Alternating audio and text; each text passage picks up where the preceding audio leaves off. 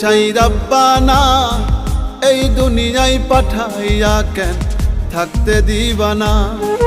ওরে ঘর দিলা, সংসার দিলা, অনন্ত বাসনা দিলা, জনম ভরে থাকতে ভাবে আয়ু দিলা না।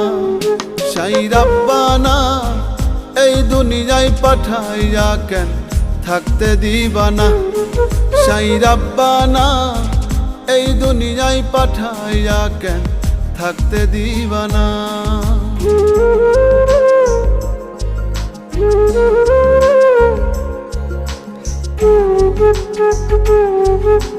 Thank you.